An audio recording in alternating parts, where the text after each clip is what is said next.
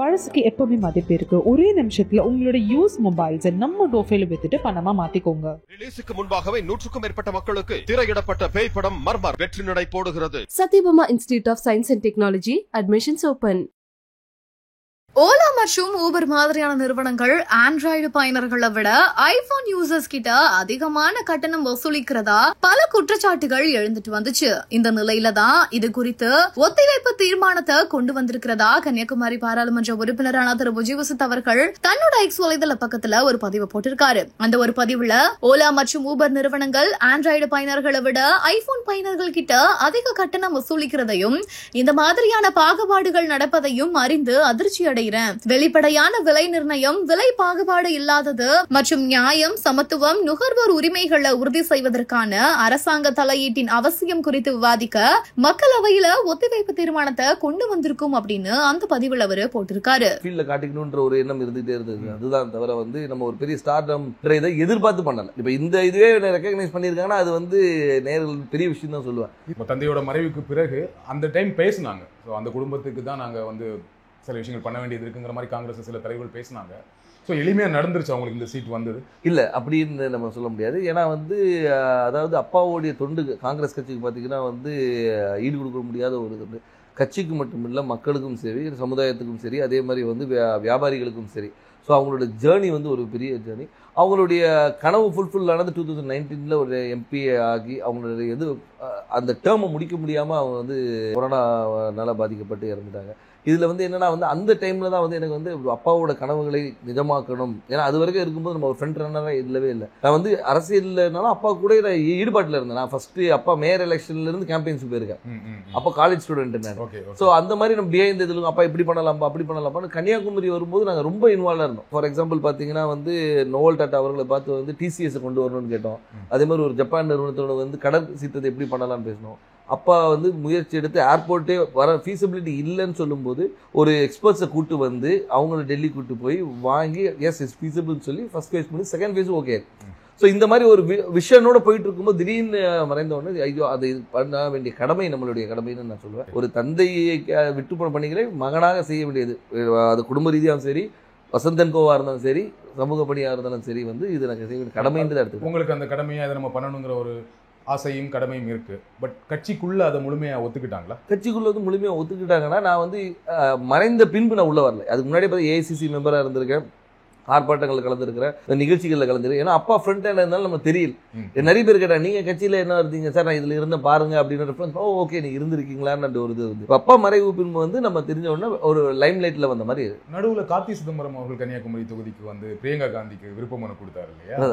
அப்ப எப்படி இருந்துச்சு அது? அப்ப எனக்கு என்ன தோணுச்சுன்னா, ஓகே கட்சிக்குள்ள அதுக்கு முன்னாடியே பேசிட்டு இருந்தாங்க, விஜய் வசந்துக்கு தான் தொகுதி கொடுக்க போறாங்க அப்படின்னு பேசிட்டு இருக்கும்போது இந்த ஒரு நிகழ்வு நடந்தது.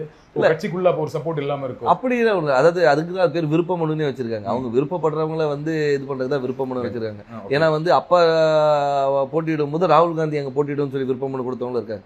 ஸோ அதனால அந்த விருப்பத்தை ஒரு அகில இந்திய தலைவர் நம்ம தொகுதியில கன்னியாகுமரி காங்கிரஸோட கோட்டையாக இருந்த ஒரு இது, காமராஜர், குமரி அனந்தன் இவங்கெல்லாம் வெற்றி பெற்ற ஒரு இது, டென்னிஸ் எல்லாருமே வெற்றி பெற்ற ஒரு காங்கிரஸோட இதா இருந்தனால அந்த ஒரு பலம் இருக்கிறதுனால பண்ணா நல்லா இருக்கும் ஒரு இது. இப்ப சீட் கொடுத்தாச்சு, எந்த அளவுக்கு நம்பிக்கையா இருக்கீங்க? ரொம்ப நம்பிக்கையா இருக்கு. மக்கள் என்ன ரெஸ்பான்ஸ் சொல்றாங்க? மக்கள் ரெஸ்பான்ஸ் ரொம்ப நல்லா இருக்கு, ரொம்ப நல்லா இருக்கு. அதே மாதிரி என்னன்னா ஆதரவும், அதாவது முதற்கண் கட்சியுடைய ஸ்ட்ரென்த்தும் எங்களுடைய கூட்டணியோடைய பலமும், அதுபோல் அப்பா விட்டு சென்ற பணிகளும், அதுபோல் ராகுல் காந்தி அவர்களுடைய வருகை அது அந்த கரெக்டாக அந்த மார்ச் 1 வந்தது ஒரு பெரிய எழுச்சியை கொடுத்தது. எங்கள் தொண்டர்கள் மத்தியிலும் சரி, பொதுமக்கள் மத்தியிலும் ஓகே நம்ம ஊர் வந்திருக்காங்க, அவர் பண்ண, அதாவது ஒரு தலைவராக வராமல் ஒரு தொண்டனாகவும் சராசரி மனிதனாக வந்தார். இப்போ நீங்கள் எல்லா தலைவரும் வராங்க, மீட்டிங் போடுறாங்க. அப்படி இல்லாமல் ரோட்டில் ஒரு டீ கடையில் நின்று ஒரு பையனை கூப்பிட்டு பேசி அவங்ககிட்ட ரன்னிங் இன்ட்ரெஸ்ட் இல்லைன்னா ஷூஸ் இருக்கா, இல்லைன்னா ஷூஸ் வாங்கி கொடுத்து அனுப்புகிறேன். ஸோ இந்த மாதிரி ஒரு இதுக்கு பர்சனல் கனெக்ட், திடீர்னு போயிட்டு ஸ்கூலில் போய் தண்டனை எடுக்கிறாரு, இன்ட்ராக்ட் பண்ணுற ஸ்டூடெண்ட்ஸோட. அதே மாதிரி பார்த்தா இதுக்கு முந்தின இதில் பார்த்தா நெசவாளிகளும் சரி, விவசாயிகள் இன்ட்ராக்ஷன், மீனவர், அந்த மாதிரி எல்லாரோட கனெக்ட் பண்ணும்போது நம்மளோட ஒருத்தர் அவர் அப்படின்ற ஒரு அஃபினிட்டி வருது. அது போக மட்டும் இல்லாமல் இப்போ ஆளுகின்ற பிஜேபி அரசு மீது உள்ள எதிர்ப்பும் அதிருப்தியும் கூட ஒரு பெரிய பலமாக இருக்கும். கன்னியாகுமரியில பிஜேபிக்கு கொஞ்சம் ஸ்ட்ராங் இல்லையா?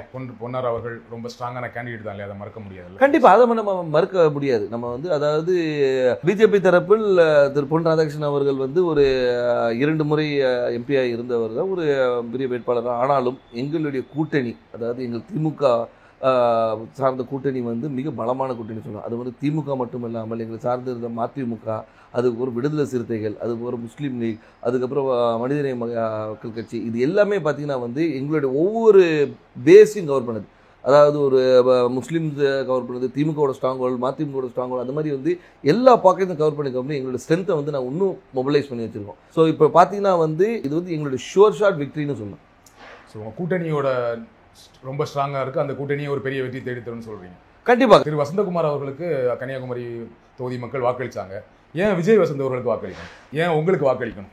அதான் வசந்தகுமார் அவர்களுக்கு வாக்களித்தனால விஜய் வசந்துக்கு வாக்களிக்கணும்னு நான் சொல்ல வரல. ஆனால் ஒரு காங்கிரஸ் வேட்பாளராகவும் அதே மட்டுமல்ல வசந்தகுமார் அவர்கள் வந்து இந்த மக்களுக்கும் கன்னியாகுமரி மக்களுக்கும் பல துண்டுகளை செஞ்சுருக்காங்க. அது விட்டு போன பணிகளை வந்து அவர் மகன் செய்வார் என்ற ஒரு நம்பிக்கை அவங்களுக்கு இருக்குது. அது மட்டும் இல்லாமல் வந்து நான் வந்து ஒரு வாரிசாக வந்து நேராக போயிட்டு வந்து நான் நேராக டெல்லியில் இங்கேயும் போய் வரல.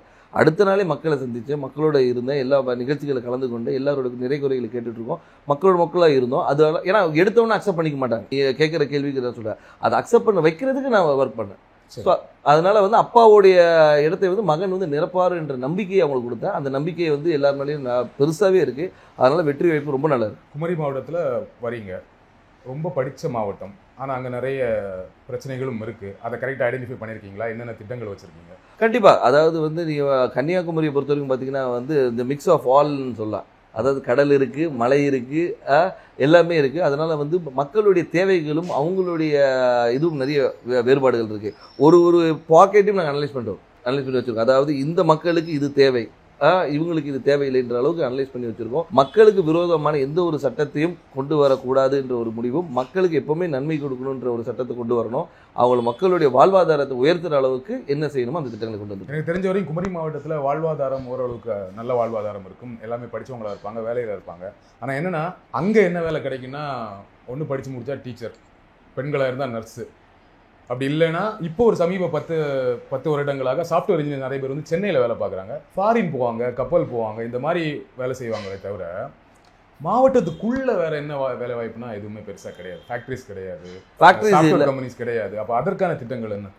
அதற்கான திட்டங்கள் நிறைய கொண்டு வர திட்டங்கள் நிறைய இருக்குது. ஏன்னு சொல்லிங்கன்னா வந்து நீங்கள் சொல்கிற ரிக்குவயர்மெண்ட்ஸ் மட்டும் பார்த்தீங்கன்னா வக்கீல்களும் நிறைய இருக்குது, டாக்டர்ஸ் நிறைய இருக்கிறாங்க. நீங்கள் சொன்ன அது நர்ஸ் டாக்டர்ஸ். அது மட்டும் இல்லாமல் வந்து லிட்ரஸி ரேட் அதிகம் இருக்கிறதுனால வந்து இவங்க பல இடங்களில் ஸ்ப்ரெட் பண்ணியிருக்கிறாங்க. ஸோ அது மாதிரி தொழிற்சாலைகளை கொண்டு வரது வந்து ஒரு சில பாக்கெட்டில் கொண்டு வரலாம். நீங்கள் பார்த்தீங்கன்னா நீங்கள் தொழிற்சாலைகள் வந்து ஒரு இடத்துல கூட, அதே மாதிரி கடற்புற கதை வந்து டெவலப் பண்ணுறது என்னென்ன கொண்டு வரணும். ஸோ தொழிற்சாலையை கொண்டு வருது. அதனால வந்து ஒவ்வொரு ஊர் இப்போ பார்த்தீங்கன்னா ரப்பர் ஃபேக்ட்ரி இருக்காங்க, ரப்பர் ஃபேக்ட்ரியை வந்து நம்ம டெவலப் பண்ணலாம்.